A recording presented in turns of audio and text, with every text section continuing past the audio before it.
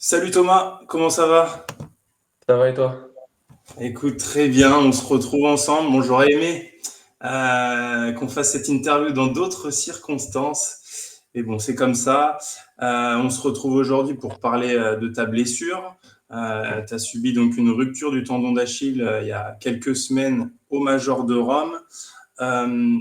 Déjà, j'aimerais savoir comment ça va 2 semaines après avoir subi cette blessure. Bah écoute, ça pourrait aller mieux, bien sûr. Je pourrais être sur pattes, mais non, en vrai, mentalement, ça va. Je me suis opéré il y a presque 10 jours maintenant. Donc, j'ai mes 2 semaines de plâtre et après, je vais commencer petit à petit ma récupération. Mais voilà. Sinon, ça va, je suis bien entouré. J'ai eu un bon chirurgien. J'ai ma famille qui est venue, pas mal de support de tous mes proches. Donc, tout va bien. Ok, bon, bah top. Bon, je veux pas remuer le couteau dans la plaie, mais j'aimerais qu'on se repasse un petit peu, voilà, les images de l'action de ce match face aux frères Deus, où dans le début de seconde set, justement, ça a lâché physiquement pour toi. On se repasse les images. N'hésite pas, voilà, à amener ton commentaire, voir comment tu as ressenti la chose toi aussi sur le terrain.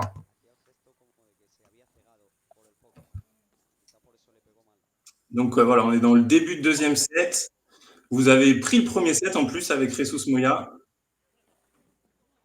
Et là, c'est juste là où ça claque. Ouais. Justement, on voit que tu regardes derrière toi, il y a une petite hésitation au début. Qu'est-ce qui se passe dans ta tête à ce moment-là? En fait, ce qui se passe, c'est que ça m'a fait mal sur le coup là. Ça sont pas Ça a faciles l'air à en voir tout cas. les images, mais c'est pile à ce moment-là. Ben là, on va le voir, je pense. C'est là où je me retourne directement en fait, Ouais. parce que je comprends pas j'ai pas sur les 2 premières secondes, j'ai rien compris à ce qui m'arrivait. En fait, ça a fait comme le bruit. C'était comme un coup de poing dans une vitre en fait, où un truc explose, comme quand on explose un ballon de baudruche, ça fait un pot. Et, Ouais. euh, et en fait, je pensais avoir mis un coup de talon dans la vitre. Et c'est vrai que le corps était chaud sous l'adrénaline. Je frappe ma Mandera, je sais que le lobe il est assez long. Et donc, quand je joue mon coup, ben, j'ai vraiment l'impression en fait de taper mon talon sur la vitre. Et donc, instantanément, quand j'entends ce bruit, je me retourne. Et c'est là où je prends conscience en fait que je suis loin de la vitre. Donc, c'est pas ça. Et, euh, et la douleur en fait commence à arriver petit à petit. Et c'est vrai que je connaissais pas je savais pas que le tendon d'Achille faisait enfin, ce bruit-là où je ne savais pas ce que c'était sur le moment. Je ne savais pas si c'était une grosse crampe que j'ai eue au mollet, si c'était le mollet, le tendon. Et après, en fait, la douleur est montée crescendo et le physio est arrivé sur le terrain. Il m'a fait directement les tests. Et Mhm. j'ai essayé de me relever et je ne pouvais plus poser le pied. J'avais plus rien dans mon talon, je ne pouvais même plus poser le pied, quoi. Et ça a C'est été, à ce moment-là où tu te dis ah, c'est plus grave qu'une gêne ou qu'un petit claquage ou autre bah, en chose. fait, c'est à ce moment, c'est quand je vois la tête des autres du kiné en fait qui vient me voir et qui me demande. Sur le coup, je suis sous le choc en fait. Je comprends pas vraiment ce qui m'arrive parce que c'est vrai que sur un terrain, j'ai jamais eu enfin, sur un terrain de padel, j'ai jamais eu de grosses blessures. J'ai eu pas mal de petites blessures au tennis ou quoi, mais en jouant, c'est vrai que ça m'est jamais arrivé. Et du coup, j'ai pas conscience de ce qui se passe. Le kiné me dit on va faire les tests, c'est peut-être le tendon, c'est peut-être le mollet. Euh, et en fait, quand je vois tout le monde et que je vois que je peux plus marcher, c'est là où je prends larmes et je comprends qu'en fait que c'est un gros truc quoi, et qu'il y a forte chance que ça soit le tendon d'Achille. Et en fait, je pense que Miguel Deus et Miguel, mon partenaire Jesus et Nuno, ils savaient avant moi ce que c'était. Et en fait, j'ai vu leur tête et c'est là où j'ai compris qu'en fait que c'était Ouais. fini quoi. J'allais le dire, on voit leur visage et c'est là qu'on se dit ah c'est peut-être plus grave qu'on le pense. Sur le moment, tu penses pas à la blessure, tu comprends pas trop ce qui t'arrive et tout le monde se dit attends mais je suis en train de gagner le match, tout va bien, qu'est-ce qui se passe quoi? C'est-à-dire que est-ce que je peux jouer, est-ce que je peux pas jouer? Tu penses pas au fait que, enfin je sais pas sur le moment, est-ce que là si je vais sur le banc, parce que franchement quand je suis sur le terrain, J'ai aucune idée de ce que j'ai. Il me dit on va faire des tests et j'ai l'arbitre qui vient me voir et me dit Thomas, est-ce que tu peux reprendre le match? Et Ah oui, toi, tu te dis time out et après, je vais y retourner? ben, je suis un peu dans l'incompréhension. J'avoue que je ne prends pas forcément conscience dès le début de ce qui m'arrive. Et après, j'essaye de poser le pied. Je dis, mais en fait, non, mais je peux même plus marcher. Donc, je dis, en fait, c'est fini. Et c'est là où je prends conscience et que le résultat, j'oublie après que je suis en train de gagner le résultat. C'est là où je me dis, merde, c'est peut-être, je me suis vraiment niqué. Et je vois Mati en train de quasiment de fondre en larmes. Je vois les adversaires, mon partenaire et un ami proche de moi qui s'appelle Aris Patiniotis qui est dans le terrain, qui a eu la même blessure il y a 3 ans. Et c'est là où en fait je comprends que c'est la merde. Ouais, donc assez rude. Ouais, quand je vois Euh, Jesus comme ça aussi, c'est un peu dur. ouais, ouais, c'est sûr. Et puis, surtout, vu la dynamique que vous aviez ensemble et encore plus sur ce match, est-ce que, il y a eu des signaux finalement avant cette blessure? On sait qu'à Bandol, vous vous êtes retiré, mais ça avait rien à voir. C'était plutôt le dos, il me semble. Est-ce qu'il y avait d'autres signaux autre part qui ont peut-être pu amener cette blessure au tendon d'Achille? Moi, je pense que. Alors, déjà, pour revenir sur Bandol, de base, Bandol, on ne le joue pas parce que Jesus est blessé au genou, surtout. Ok. La principale raison pour laquelle on ne joue pas Bandol, c'est que moi, je voulais le jouer. Mhm. Même si j'avais pas mal de douleurs au dos, l'objectif c'était de jouer Bandol et d'enchaîner directement avec Rome. Mais Ouais. Jesus m'appelle, il me dit écoute Thomas, normalement je suis même pas censé jouer Rome. J'ai un problème au ménisque. Il me dit mais comme Rome c'est un grand chelem, je préfère qu'on joue pas Bandol et qu'on essaye à Rome. Et en fait, on s'est tous les deux blessés en Argentine pendant notre match, pendant les qualifications. Jesus, il a pris un coup au genou et en fait, il a une partie du ménisque qui a bougé. Donc lui aussi, il va devoir, c'est pour ça qu'il joue pas à Valladolid, Bordeaux. Il est opéré aussi. Il est en dehors des cours pendant 1 mois et demi et 2 mois ou 2 mois. Ok. Et en fait, en Argentine, on se fait tous les deux mal. Moi, je me bloque le dos. J'ai une inflammation au niveau des lombaires. Et on joue les deux derniers matchs contre Lamperti, Robigny et contre Franguero, Villiers, tous les deux sous anti-inflammatoire en fait. Et à la fin du match, moi contre Raviléal et Fran, on fait un super match. Et à la fin, 30 minutes après, quand je retombe à froid, je ne pouvais même plus marcher.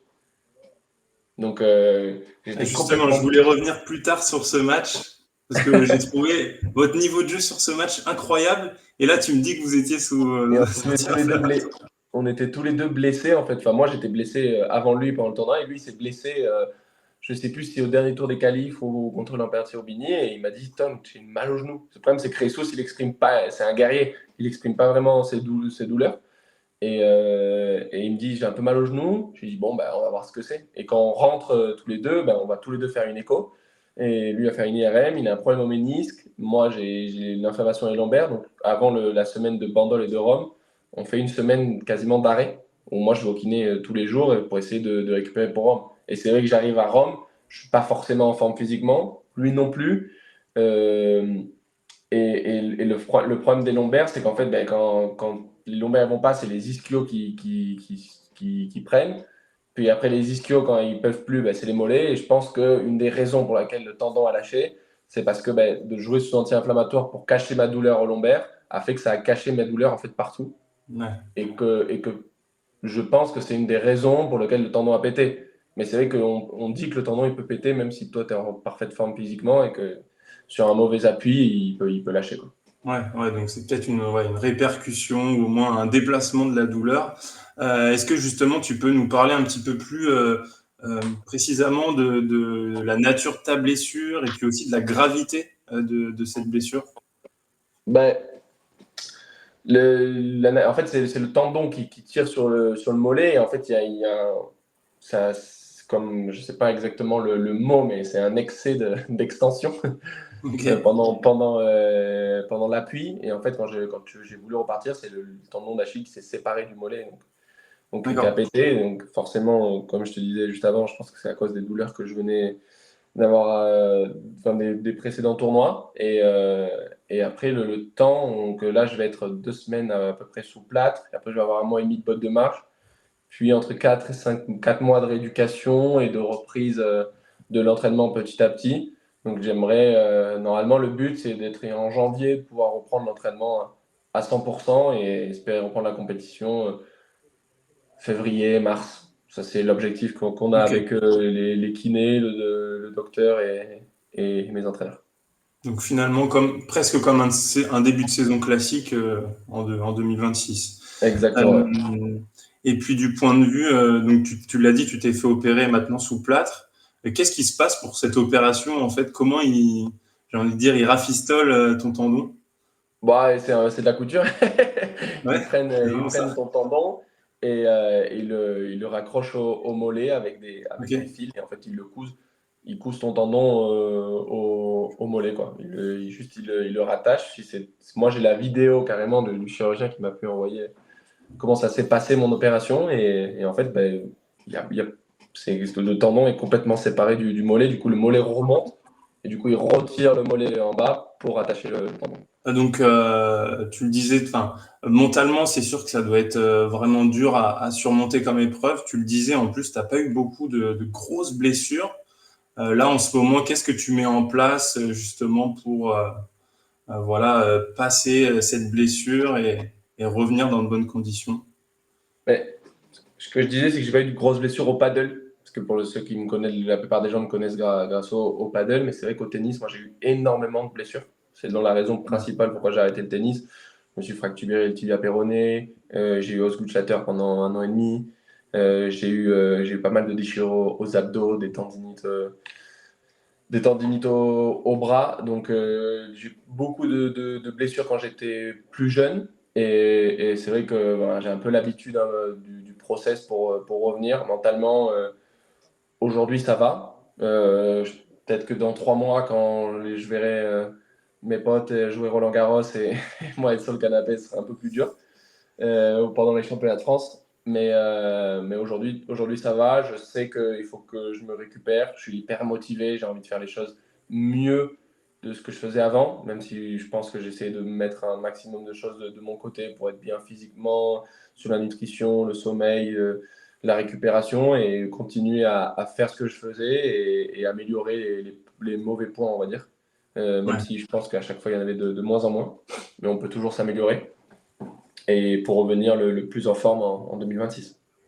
Surtout que cette blessure, elle intervient, on le disait, dans une dynamique qui était quand même assez exceptionnelle pour toi.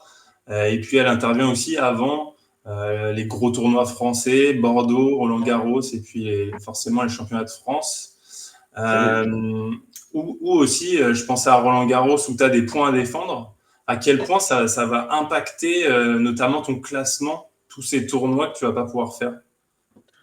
Je reviens sur le premier truc que tu as dit. Le plus dur pour moi mentalement, c'est la dynamique, comme tu dis. C'est-à-dire que c'est vraiment le niveau de jeu que je cherchais depuis pas mal d'années. Je mettais pas mal sur mes publications que je cherchais une régularité dans mes résultats et avec un partenaire. J'avais l'impression, ou je pense avoir trouvé cette régularité depuis le début de saison. Euh, et j'étais sur un bon rythme avec de bons résultats. Je me sentais vraiment bien sur le terrain et j'avais beaucoup de confiance en moi. Parce que je pense que pour un sportif de niveau, c'est le plus important. Donc, et j'avais réussi. Un des objectifs que je cherchais aussi depuis beaucoup de temps, c'était de commencer directement en tableau final. Ouais. Et avec Ressus, on était, si je ne me trompe pas, on était pair 34 à Rome. Et après, si on gagnait notre premier match à Rome, en fait, on allait être pair 31 ou 30. Donc, être en tableau de P1 et Mais après, major ça quasiment toute s'enchaîne. la fin de la saison. Donc, financièrement et mentalement, c'est une aide de fou et c'était un des plus gros objectifs que j'avais depuis pas mal de temps. Donc, ça, c'était la partie plus dure et après de rater, comme tu dis, les échéances françaises. Pour ce qui vient du ranking, j'ai demandé à protéger mon ranking, sauf que ça marche pas pareil qu'au tennis. On ne congèle pas mon ranking. En fait, ils vont prendre donc le ranking protégé. Tu peux l'avoir que sur une blessure de minimum 4 mois. C'est-à-dire Ok. que tu peux pas demander un ranking protégé si tu te blesses 1 mois et demi, 2 mois. Donc, il faut que ça soit 4 mois minimum. Et en fait, ils vont prendre une moyenne des points que tu as perdus pendant ces 4 mois. Euh, Donc, si par exemple j'ai perdu 200 points en 4 mois et que je suis blessé pendant 6, 7, 8 mois, ben après, en fait, la moyenne de ces 4 mois en fonction du nombre de mois que je suis blessé. Ok, Et plus les points que j'ai acquis en début d'année. Donc, en moyenne, je vais avoir un ranking protégé qui va être inférieur au ranking que j'ai actuellement. Je vais peut-être avoir 550, 600 points et maintenant j'en ai 730 par exemple. Donc ok, j'aurai entre 5 et 8 tournois avec ce ranking protégé pour essayer de récupérer mon ancien ranking. Ce qui est ok. entre nous un peu mal fait et compliqué quand on vient d'une Ouais. blessure, c'est toujours très dur de revenir après. Ça me fait penser à Windal avec qui tu as joué, qui a Mhm. un ranking protégé, mais pareil, qui est beaucoup plus bas par rapport à ce qu'il avait été classé. Donc, En fait, il ne change pas ton ranking sur la FIP, ouais. mais par contre, tu as le droit avant le tournoi, de demander d'utiliser ton ranking protégé. C'est-à-dire que si moi je vais aller jouer un FIP euh, en Chine ou au Brésil et que je me dis j'ai pas besoin de ces points pour entrer en tableau tête de série, je ne vais pas utiliser mon ranking protégé. Par contre, si je joue un major ou un P1 et je sais qu'avec ces points je vais tête de série qualif ou rentrer directement en tableau, là avant le Mhm. tournoi, je demande à utiliser mon ranking protégé. Ok. Donc Et tu as un nombre limité, peut-être, exactement entre 5 d'utilisation? et 8 tournois en fonction de ton temps de blessure. Ok, d'accord. Ok. Ah ouais, c'est particulier. Donc ouais, Parce c'est un qu'on peu. a encore eu peu ce cas, je pense, sur le circuit. Ben, c'est nouveau, mais Vindal l'utilise en tout cas. Moi, quand il a joué avec moi au Kazakhstan, il n'a pas demandé Mhm. son ranking protégé. Et du coup, on était tête de série 2 du tournoi. Et s'il avait demandé son ranking, on aurait été peut-être tête de série 1, donc ça lui changeait rien. Ok, Donc sur les d'accord. petits tournois, les gens, ils n'ont pas tendance. Par contre, je pense qu'à Rome, il a demandé son ranking protégé, parce que sinon, il rentrait peut-être pas dans le tournoi. Mhm. Ouais, ouais, je vois. Ok. Et je voulais parler aussi forcément d'une grosse échéance pour toi qui te tient à cœur, les championnats de France, dont en plus tu es champion en titre. Comment justement ton partenaire Bastien Blanquet, comment il a appris la nouvelle? Il était encore sur place quand tu t'es fait la blessure? Et je pense qu'ils étaient dans les gradins à côté de moi. Je pense qu'ils l'ont vécu en direct. Et Joe et Bast, ils m'ont accompagné tout au long de ma blessure. Ils étaient au bord du terrain et c'est eux qui m'ont accompagné à la sortie, qui m'ont pas mal aidé. Donc je pense qu'il l'a il a vécu Ok. vraiment Ouais. en pauvre la blessure. Je pense pas que c'est directement le truc qui est venu à la tête des championnats de France, mais je pense que quelques jours après, il a dû dire aïe. Va falloir voir comment faire. Je ne sais pas du coup ce que va faire Bastien pour les championnats de France parce que je ne connais pas le règlement. Je sais que sur Premier Padel, on peut demander un lucky loser individuel quand il y a ton partenaire qui est blessé, mais il faut prendre quelqu'un du coup qui est en Premier Padel qui est dans la waiting list. Donc au championnat de France, Mhm. j'imagine qu'il n'est pas qualifié pour les championnats de France. Le connaissant, il fera sûrement appel à un ami de Toulouse s'il peut le faire. En tout cas, j'espère qu'ils lui donneront l'opportunité de le jouer. Et pour moi, personnellement, si je joue pas le championnat de France, ça compte pas je défends pas mon titre. Je le défendrai en 2026. Dans ma D'accord. tête, je serai toujours champion de France en 2026. Tu restes invaincu. Tu restes invaincu. Exactement. Bon, voilà, on a fait un gros passage sur ta blessure, un peu revenir sur tout ça. Maintenant, on va revenir sur quelque chose de plus positif. Donc, ta saison, une grosse saison 2025 qui est bien partie. Donc, déjà au niveau classement, tu es rentré dans le top 100 et tu t'es surtout installé durablement dans ce top 100, 86e à ton meilleur classement. Qu'est-ce que ça t'a fait justement de passer ce cap justement du top 100 et de vraiment maintenant y rester ces derniers mois?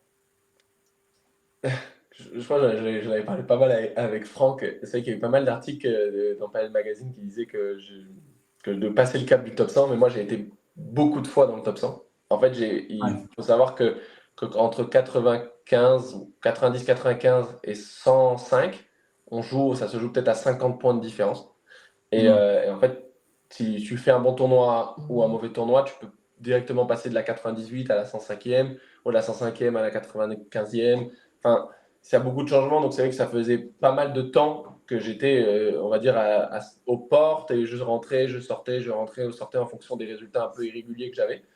Et c'est vrai que comme je dis, j'ai toujours l'objectif principal que j'avais moi dans le paddle et dans le sport en général, c'est de trouver une régularité. Donc c'était trouver ma régularité dans mon niveau de jeu et dans mes résultats, bien sûr avec un partenaire, avec une équipe de travail. Et je pense que c'est le fruit de tout le travail qu'il y a derrière où j'ai pu trouver ça, j'ai pu avoir ce niveau de jeu que je cherchais depuis beaucoup de temps en début de saison. Et c'est vrai que les résultats ont suivi. Et après, petit à petit, j'ai joué avec des gens de plus en plus forts. Et c'est vrai que cette année, j'ai eu la chance de jouer avec des joueurs mieux classés que moi, que ce que je n'ai pas eu au cours des 2, 3, 4 dernières années.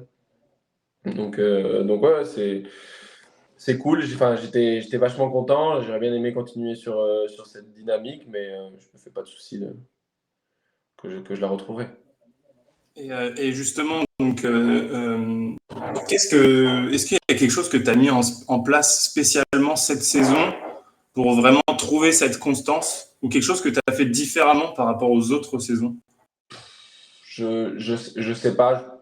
Pour moi, j'essaie de faire les choses le mieux possible. C'est-à-dire que j'ai mes entraîneurs, mon préparateur physique, j'ai mes deux kinés, mon coach mental, euh, ma famille qui m'aide. J'essaye de trouver une stabilité, de m'entraîner tous les jours, d'être régulier, de faire les choses que personne n'aime faire.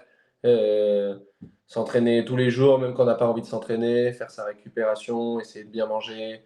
Euh, et après, je pense que c'était la constance et le travail. Plus longtemps j'allais faire ça et les résultats, enfin, les résultats ou allaient tomber au bout d'un moment, parce que c'est vrai que ça faisait pas mal de temps que je trouvais que je jouais bien.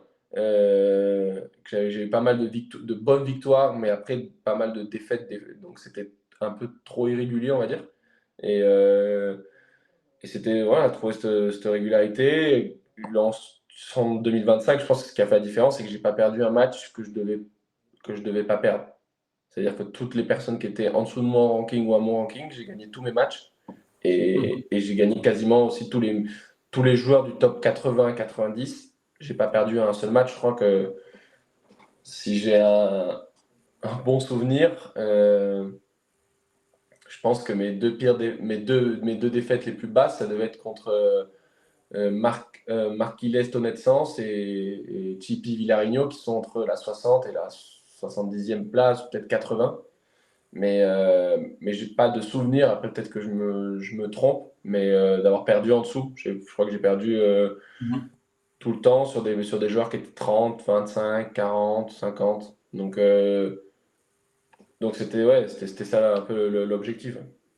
Ouais, ouais, donc le niveau, il est quand même resserré finalement. Et même si tu es 86e, tu te sens au niveau justement de ces joueurs qui sont 60, 50. Et c'est après finalement qu'il y a un cap. Sincèrement, les gens ils vont forcément le trouver un peu boulard comme tout le temps, mais je me sens pas, je me sens au niveau d'un joueur du top 50. En 2025, quand je te parle Ouais, ouais. en avril, mai, juin, je me sens pas inférieur aux frères Deus, je me sens pas inférieur Mhm. à tous les joueurs qui sont entre 50, 60. Je vois pas, pour moi, il n'y avait pas une grande différence de niveau et je jouais au même niveau qu'eux. Bien sûr, je pouvais perdre, je dis pas que j'ai gagné tous mes matchs, mais je me sentais à leur niveau en tout cas. Et je pense que c'est pour ça que les résultats ont suivi et le ranking aussi. Tu as parlé forcément de tes partenaires. Tu avais commencé la saison avec le Belge Clément Gaines. Non, Euh, avec Alvaro Montiel, à Riyad. ah, d'accord. Je pensais que tu avais fini la saison avec Montiel et que tu avais commencé avec Gaines. Autant pour moi. Non, non, Euh, non, mais j'ai même fait Montiel, Collado, Gins, Vindal et Moya. Ça, c'est dans l'ordre. ouais, ouais, ouais. Mais Collado, avec qui tu as fait un seul tournoi? Deux, Deux tournois? deux tournois avec Collado. Ok, ok.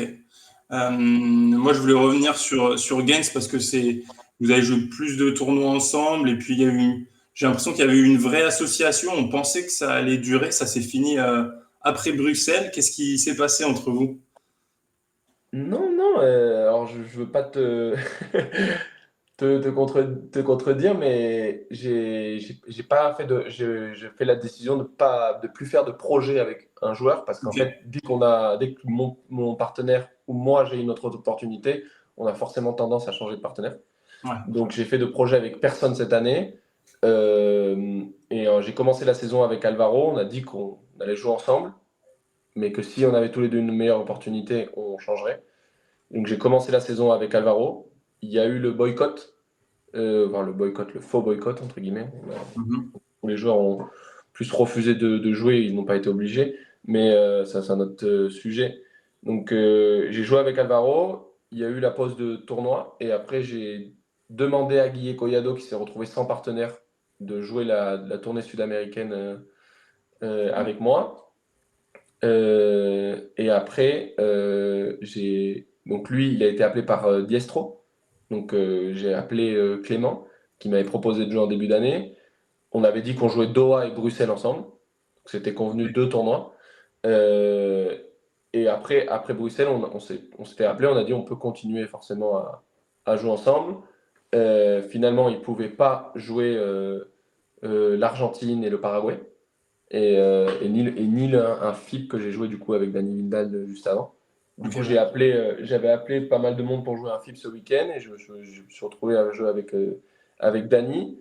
Et pour la tournée sud-américaine, j'ai appelé Jesus Moya qui ne jouait plus avec Javier Rico. Et là, par contre, on avait fermé pour 8 tournois, je crois. D'accord. Donc, Donc c'est toi qui l'as appelé. c'est moi qui ai appelé Jesus parce que je sais que Javi Rico n'aime pas voyager loin d'Espagne. Donc dès qu'il faut partir au Chili, en Argentine ou en Chine ou en Australie, je sais que Javi Rico il n'aime pas du tout ça. Donc j'ai appelé Jesus. Je sais qu'il jouait bien et qu'il était intéressé un peu par mon profil de jeu. Et il a été direct chaud. Du coup on a fait un FIP ensemble à Séville. Et après on a joué l'Argentine.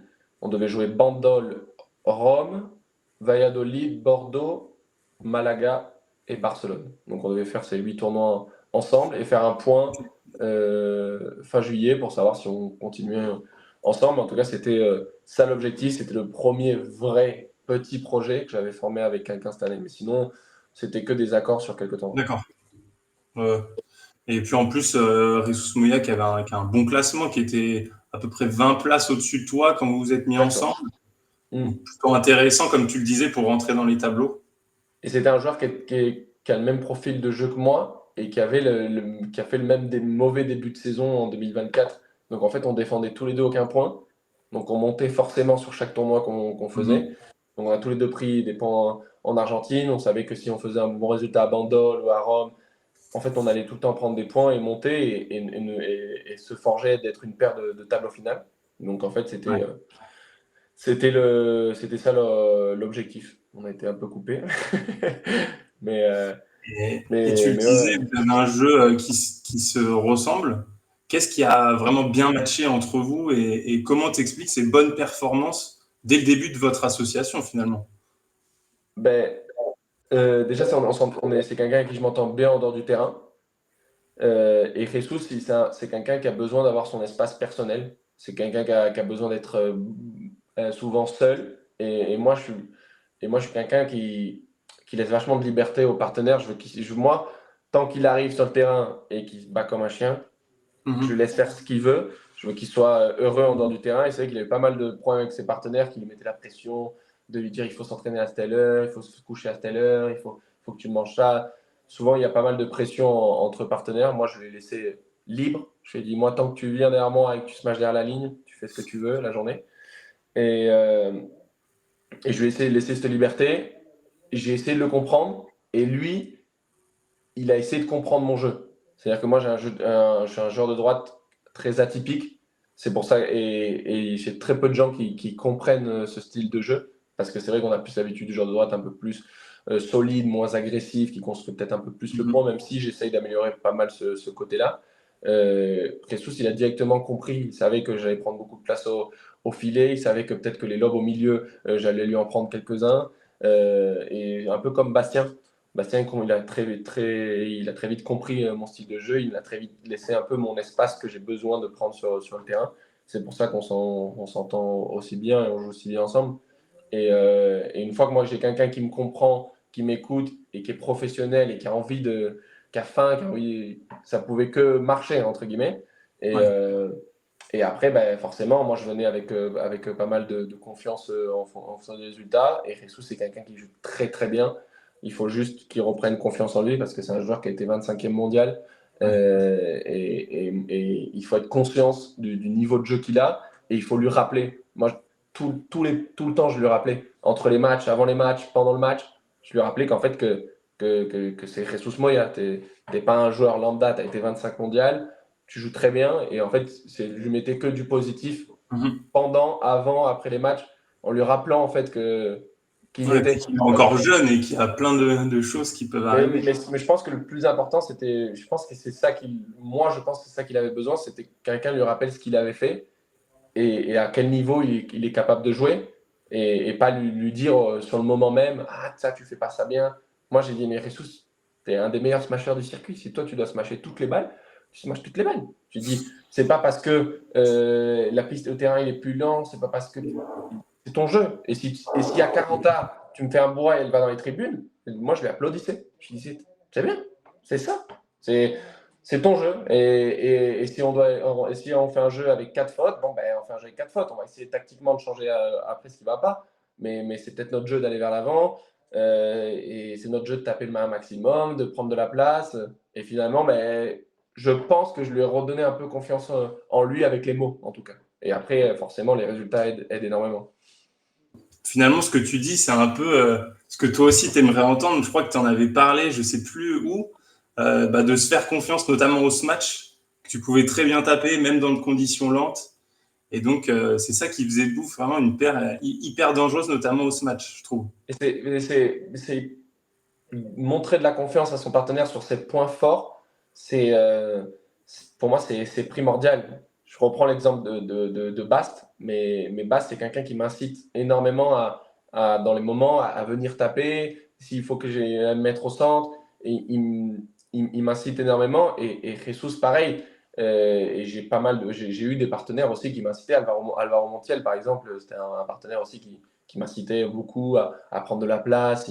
Il criait mes points et je pense que c'est primordial, le dit mon coach mental, c'est primordial de pousser son adversaire et de lui donner confiance en lui, notamment sur ses points forts. Et finalement, tu le disais, sans forcément être pote en dehors de la piste, on sait qu'il y a plein de joueurs. Je pense notamment à Sagno dernièrement, qui disait avec Alex Chozas que le fait d'avoir aucune relation hors du terrain, ils n'arrivent pas à jouer ensemble. Et toi, c'est quelque chose qui te dérange pas du tout. Alors, il faut savoir un truc, c'est que dans le circuit, on se connaît tous et il y a les bons et les mauvais. Il y a les bonnes personnes et les mauvaises personnes. Okay. Et, et les bonnes personnes, elles sont amies avec tout le monde et les mauvaises personnes, elles s'entendent avec personne. C'est-à-dire qu'il y a, t'as, t'as des personnes que les gens ils peuvent pas se voir. Et Chosas, malheureusement, c'est un joueur très talentueux, mais il y a personne enfin, il y a beaucoup de gens qui ont du mal avec ce joueur, notamment pour son comportement, sa manière d'être. Il est jeune, il est peut-être un peu arrogant. Et c'est vrai que même s'il est très fort, les joueurs, ils n'arrivent pas à tenir une relation avec lui. En dehors du terrain, ils n'ont pas envie de forcément de passer du temps. Et Sagno, il a 40 ans. Euh, il sait qu'il ne peut pas faire des demi-finales. Il a envie, quand il part en voyage, ben, quand même de vivre un truc. Il n'a pas envie de se faire souffrir alors que c'est ses dernières années. Il préfère jouer avec quelqu'un qui le fait kiffer, un ami à lui ou un mec qui a envie de jouer avec lui en tout cas, où il a une relation et je sais que ça c'est le plus gros problème qu'il a avec ses partenaires. Qu'il y a quelques joueurs qui sont dans ce cas-là. Moi, au contraire, c'est plus le côté inverse. Moi, je suis un peu pote avec tout le monde dans le circuit. Je m'entends très bien avec 80-90% des joueurs du circuit. Et après, avec Jesus, on a une relation en dehors du terrain. Bien sûr, on passe quand même du temps. Mais moi, je lui laisse tout le temps libre qu'il a besoin. Si derrière, il me dit on fait un truc ensemble, moi, je suis ouvert à tout ce qu'il veut faire. Surtout, je lui laisse son espace. Et s'il me dit voilà, j'ai envie de prendre 2 heures tout seul, prends. C'est pas parce qu'on devait faire l'analyse du match, c'est pas parce qu'on devait la tactique, c'est pas parce qu'on avait dit qu'on dînait à 21 h et que toi t'as pas envie, si t'as pas envie, tu me dis et moi je vais dîner avec d'autres potes. Donc c'est pas forcément un souci. Ok. Et justement, moi, avec Jesus Moya, il y a un match, un tournoi sur lequel j'ai envie de revenir. C'était le P1 de Buenos Aires. Là, tout à l'heure, on a mis des vidéos de ta blessure. Là, je vais te faire kiffer. On va mettre une petite vidéo. En plus, toi, je sais que tu adores ta highlight. Ah ben, je l'ai mis sur Instagram, donc je sais lequel c'est. Ah oui, j'ai pris celle que tu as mis sur Alors, je Instagram. vois pas la page de la vidéo en saccagé, moi. Là, je la vois pas, la vidéo image. Ah, voilà, c'est bon. Il y a un petit ralenti. Est-ce que tu veux vraiment la faire revenir ou tu veux la mettre sur la porte? Enfin, dans la Moi, porte. non, c'est un coup que quand je saute comme ça en revers et que je sais que je n'ai pas la hauteur nécessaire pour la sortir par 3, j'essaye toujours Ouais. de la mettre dans la porte avec le maximum de vitesse. Et c'est vrai que peut-être qu'elle est un peu dépassée. Du coup, j'ai dû mettre la raquette un peu plus loin et elle est revenue dans mon camp. Mais l'objectif, c'est d'essayer de gagner le point en le mettant dans la porte ou dans le filet, quoi. C'était pas Ouais. de la ramener. C'est vrai que ça l'a rendu le coup encore plus spectaculaire ou joli. Mais le but, c'est de la mettre dans la porte, forcément. Ouais, oui. En tout cas, elle est monstrueuse. Elle est monstrueuse. Bon, ça va. Si Et tu me dis, donc, pour parler de ce tournoi, vous sortez des qualifs. Premier tour, vous battez Lamperti-Rubini. Et deuxième tour du tableau principal, on en parlait tout à l'heure, vous jouez un gros match face à Leal Guerrero, qui, à mon avis, est sûrement un de vos meilleurs matchs ensemble. Et toi, personnellement, peut-être un de tes matchs références cette année. Est-ce que c'est un avis que tu partages? forcément, je partage ça avec toi. Alors, comme tu dis, on a joué, on a joué finalement très peu ensemble avec Jesus. Donc, ça va être forcément, avec le peu de matchs qu'on a fait, c'était un de nos meilleurs matchs. Je pense que le niveau était à peu près similaire contre les frères Deus. Ouais. Euh, et on n'a pas pu finir. Mais oui, c'est forcément un match référence. On a très bien joué. Et comme je dis, on venait avec pas mal de confiance. Et au paddle, il y a un truc qui est important aussi, c'est les tirages au sort. Et on venait, alors on était tête des séries 1 des qualifications. Donc Ouais. forcément, on était censé avoir un meilleur tableau. On a quand même un passage en tableau qui sur le papier était difficile. Mais je ne sais pas pourquoi. On est arrivé en Argentine avec un niveau de jeu très très très élevé. On s'est entraîné les 2 jours avant et on a gagné. Je pense que tout le monde a dû perdre 5 jeux en 3 matchs. Donc on venait avec énormément de confiance à l'entraînement. Et, le premier match, on gagne 6-2, 6-2. On a un match qui est plus difficile juste après. Et le deuxième tour, vraiment plus dur. Et en fait, on a fait un match de dingue. On a gagné 6-1, 6-2 contre Suescun Del Moral. Et après, forcément, il y a le tirage qui nous a aidés. On a joué des lucky losers. Donc, Ouais. en première paddle, tu as beau jouer ton meilleur paddle, être en confiance. Si tu prends un mauvais tirage dès le début, c'est compliqué. C'est sûr. Le tirage nous a un peu aidés. On a quand même joué une paire qui est compliquée, un match qui est Ouais. difficile de En jouer plus, dans en un public Argentine. en Argentine, avec tout le public contre nous. Et on s'en est sorti, c'était pas notre meilleur match. Et après, on arrive avec du bon rythme, on connaissait les conditions, on était en confiance et on a fait un très bon match après contre Franer Ravi. Ça s'est joué à quelques détails. Je pense qu'on avait, on avait vraiment le match en main et après on a un peu perdu le fil. Ils sont revenus, on est revenus et ils ont gagné sur ce tie-break sur quelques erreurs bêtes. Ouais. Ouais, donc défaite au tie-break du troisième set, mais contre une paire, Leal Guerrero, qui vient de faire demi quand même à Rome, en prenant un set à Coelho Tapia. Là, ils viennent de battre à Valladolid une nouvelle fois Nieto et Yangas. Ouais.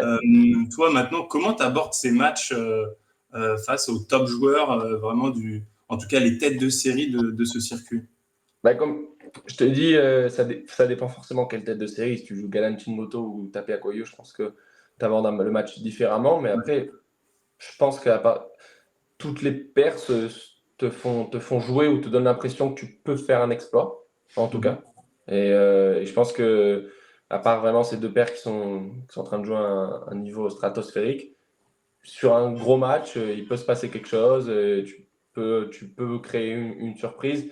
Et on ne se sent pas forcément très loin d'eux. Alors, oui, il y a une différence. 9 fois sur 10 ou 99 fois sur 100, peut-être qu'ils vont gagner le match. Mais en tout cas, tu sens pas que tu vas prendre un 1, tu te sens Ouais. pas que tu te fais marcher dessus. Forcément, il te laisse un peu jouer. Donc, à chaque fois, on se sent un peu plus proche de ses pairs, ou plus proche de les embêter, de les amener au tie-break, pourquoi pas de prendre un set, comme on avait vu, moi, à Dubaï, on avait perdu au troisième contre Koki et Yonsens, et qui était Ouais. paire 5, je crois. Donc, forcément, ils sont plus forts, mais on sent qu'on peut les embêter. Chaque fois, on se sent un peu plus proche. Ouais, donc tu te rapproches du niveau et du top niveau mondial, j'ai envie de dire. J'essaie. Cette saison-là, finalement, bon, elle s'arrête là avec un peu un goût amer. Pour finir, je voulais un petit peu te demander, voilà, qu'est-ce qu'on peut te souhaiter pour la suite là, et puis quels vont être tes objectifs justement et les étapes pour arriver jusqu'à, tu le disais, début d'année 2026 et le retour sur les pistes. Bah, qu'est-ce qu'on peut me souhaiter? Je pense que c'est que 2026 soit comme début 2025, c'est-à-dire que déjà d'être de retour sur les terrains pour jouer la saison 2026 et de jouer au même niveau ou de retrouver mon niveau le plus rapidement possible et la confiance que j'avais. Et après les étapes, ben, je vais avoir toute la fin d'année 2025 de rééducation où je vais être pas mal avec mes kinés et mon préparateur physique pour essayer de récupérer de la meilleure des manières, de pas s'exciter à vouloir revenir trop vite parce qu'on sait que c'est là où on peut se reblesser, de faire les choses bien et de plus avoir de blessures dans le temps. Bon, en tout cas, c'est tout ce qu'on te souhaite. Et puis nous, sur Padel Magazine, on suivra ça et on attend ton retour avec impatience. Merci Thomas de m'avoir reçu et d'avoir Merci à répondu à toi. mes questions. J'espère que j'ai bien répondu.